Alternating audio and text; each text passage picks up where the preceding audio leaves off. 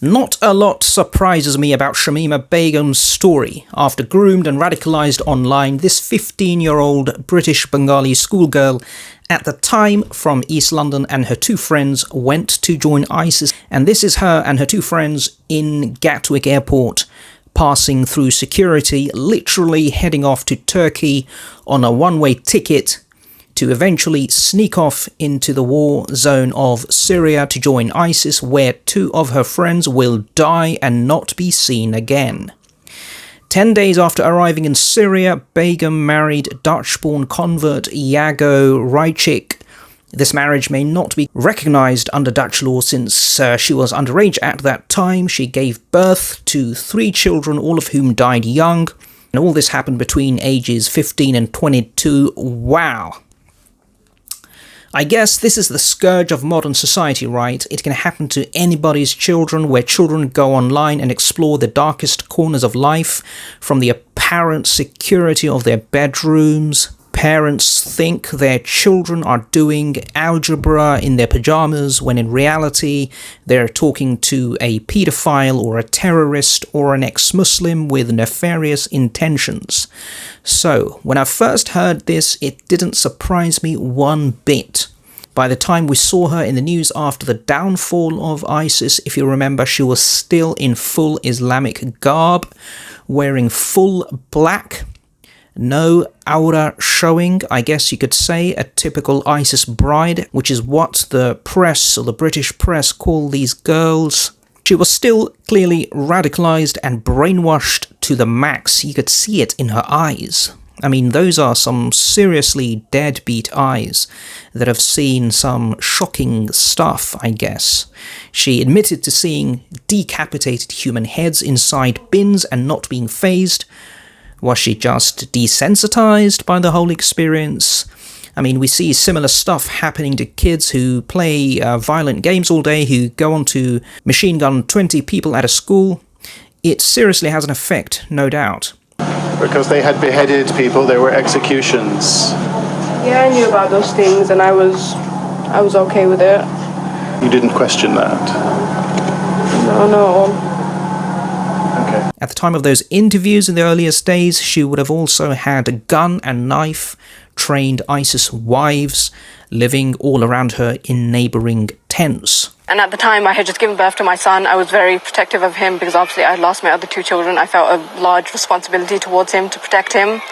I had no choice in speaking to journalists. I had no choice in uncovering my face or covering my face. I knew that these women had phones and they were watching everything I was doing and saying on the media. And I was just living in fear of them constantly, that one day they would just come to my tent and kill me in the night with my son. I seriously don't know why people are so surprised by this. Killed in the Manchester Arena. You must have heard about that attack. What did you think about that? I was shocked, but What? I just couldn't. I didn't know about the kids actually, but I do feel that it's wrong that innocent people did get killed. Like the women and children in Baghuz that are being killed right now, unjustly, by the bombings. It's a two-way thing, really. Because women and children are being killed back in the Islamic State right now. And it's kind of retaliation. Like, their justification was that it was retaliation, so I thought, okay, that is a fair justification. I still haven't heard you apologise to anybody. You know, if someone's truly radicalized, they can't just switch off their radicalization button, right? I'm not justifying her actions at all. She needs to face justice for whatever she did, but nevertheless, it's called brainwashing for a reason. Are you saying here, based on that last answer, Shamima, are you saying that you were groomed? I think, yes, I was groomed and taken advantage of and manipulated into coming, yes. It kind of takes over you in a weird way. It's like possession by a jinn, I guess. You don't just come out of its grip so easily. I mean, it's not like a curse where just because ISIS is destroyed, all its followers are suddenly going to be freed from its ideology. No, this is real life. It's a long decoupling process. So I really laugh at people who say, oh, when I was 15, I didn't join a death cult, did I? Let her rot in that refugee camp. So, if you were being serious, as opposed to just 100% emotion, can we take what she said in those interviews at face value? Be serious, because I'm not sure. But still, Allahu Alam, that she was demonized by the British press? Nope, not surprised at all here either. Hey, it's what these so-called patriotic morons do to sell their tacky rags.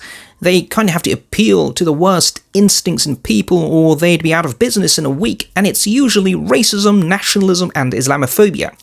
Look, they do it with your average, well-intentioned, fully integrated Muslims in the UK that don't wear hijab. I recently made a video about a British Muslim MP, Zara Sultana, who's been hammered by the Islamophobes, and she's fully assimilated. She hasn't hurt a fly. So imagine if you're someone who's signed up with ISIS, an org that beheads people for fun and games. The Islamophobic reaction's going to be brutal. I mean, it starts at the top right. Who remembers the current Prime Minister Boris Johnson calling Muslim women letterboxes? And surprise, surprise, this is his handpicked British Culture Secretary in one of her tweets.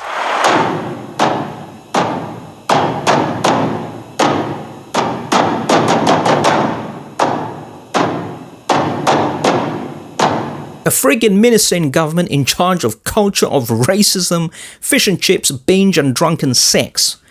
What a pig-faced, disgusting woman.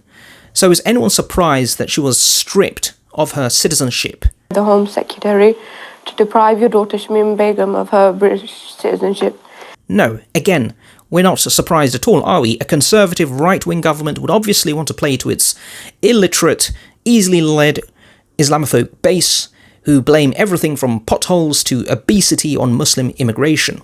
Especially when you're a Muslim Pakistani Home Secretary, Sajid Javid. Come on, you're gonna overcompensate, aren't you, Uncle Tom, to prove your loyalty to your white masters before they brand you a bona fide Muslim, something they won't be able to handle. But we have allowed hundreds of former ISIS fighters back to the UK. It does seem as if we're using Shamima Begum as an embodiment of what of our hatred of ISIS. But we have to acknowledge she is being treated as a special case. They don't have any evidence against me doing anything dangerous. When I went to Syria, I was just a housewife. He totally denies that. She says it's completely made up. It's been made up in order to discredit her and to keep her out of the country. I home, took care of my husband, took care of my kids. I never did anything dangerous. I never made propaganda. I never encouraged people to come Syria. You think he didn't have to prove he wasn't a true Muslim before he was allowed to reach the top? We saw his true colours when Israel recently bombed Palestinian civilians. He said this.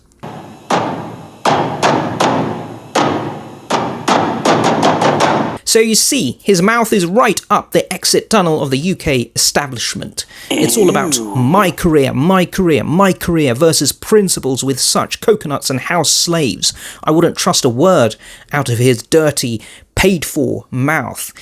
He's saying that she was responsible for helping suicide bombers get ready for operations. Or at least, he's leaked this out to the press. You certainly haven't seen what I saw. So there was worse.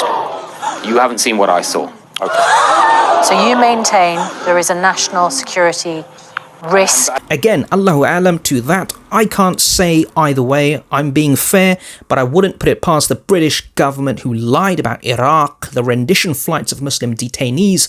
You remember all that? It's just so friggin' easy to do, isn't it? You don't have to prove it. All you have to do is just say it. Yeah, she did this and she did that. And put it out there. Who's going to go and check? Seriously, who's going to go out there, risk life and limb to find out if it's true or not, and then come back and say, no, she didn't do all that stuff, it's all a lie. It's a bloody war zone out there, where you'll be surprised to learn people don't keep criminal records and nice databases. Society has literally crumbled to dust. It's chaos. It's very hard to gather evidence. That I think people can understand why it would have been hard for the UK authorities to gather the evidence that might be necessary for a court. So it's easy for the then Home Secretary to plant a lie in people's head. If you did know what I knew, as I say, because you are sensible, responsible people, you would have made exactly the same decision. Of that, I have no doubt. And then it's trial by mob and media, right? And she's fully convicted without having a chance at defending herself. And he's a hero of the British people for standing up for real Britain, the white part, that is. You can see how, for a cynical Muslim politician eager to justify his British credentials, it's an open goal, right? And far too irresistible to not do something like that. But I must say, I am surprised by what's happening now. You know, just seeing her in Western clothing has truly blown me away. I'm not going to lie. Honestly, I wasn't expecting this twist. It's better than Sixth Sense. Are you allowed to feign disbelief to save your life? I think there's definitely something like that in Islam when your life is in imminent danger, life being sacred and all, although I'm not a faqih, but I think she's still a Muslim, right? Each case must be judged according to its merits. If she says she's renounced Khawarijism, then we must assume she's now just a normal Muslim. If she is, I don't know either way, but if she can feign disbelief to genuinely save her life, I say go for it. All is fair when you have to save life, right? But I'm not saying that she gets away with it scot-free. No, this is only to get her here, to the UK. Islam is a religion of justice and fairness. She must face a fair trial and be punished if found guilty. And obviously, if she's still a threat, measures must be taken by the authorities to annihilate the threat to the innocent British public. So I can understand why British people are very nervous. I am too. You want to do the right thing by everybody. Let's be fair. She didn't do herself any favours with her earlier press interviews. Not that people needed an excuse, but as I said, that could have been the effects of residual radicalisation or the perceived threat she felt she was under at the time. But we all know Syria's Assad regime will not give her justice. It'll be summary rape and trial by a bullet to the head, and BD, Bangladesh, has categorically denied her entry too. And a lot of people will say she deserves no less. Okay, fine, fair enough. That's your opinion, you're entitled to it. But seriously, what option does she have left? She can rot in that Syrian camp for the rest of her life and probably end up killed. That's one solution, I guess. A lot of people will be happy with that, but who in their right mind would accept that fate? Would you? So, from her side, I can see where she's coming from. If I'm being honest, I reckon she's changed. Yeah, let's just put this out there, to whatever she was before she was groomed. I reckon, this is fundamentally a guess. Allah knows best at the end of the day, but I think she's internally moved on, renounced her hardcore beliefs, and she just wants to be that normal Muslim schoolgirl she was before she joined ISIS. If ISIS were to come back now, if they were to come to the gates right now and say who wants to join us, and whoever doesn't join us, we'll kill them, I would rather die. I would rather die than go back to ISIS. Because you have to appreciate how radicalization of this kind works. A major part of it is winning.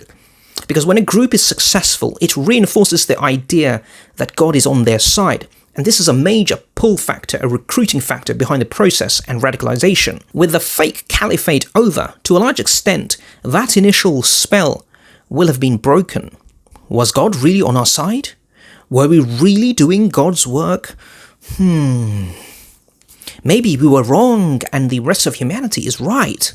These doubts start chipping away at the radicalized mindset, and then people start thinking critically again. Of course, I am completely sorry for anyone who has been affected by ISIS. I in no way agree with what they did. I'm not trying to justify what they did. It's not justifiable to kill innocent people in the name of religion. But she knows the mob won't buy her story, so now she's trying to convince people of the fact, and hence you see her present get up. Maybe she's over egging the pudding though. If I was advising her, I'd say, sure, tell people you're sorry and all that, but you don't have to look like a Hollywood Barbie doll, right? I may not agree with how she's going about it, but still, do you know what? I say go for it. If that's what you have to do to save your life, wouldn't we do the same? Come on, don't be a hypocrite. Put yourself in her position. No matter what we've done, we still want to escape and have a chance to live and have our day in court so we can get a fair trial.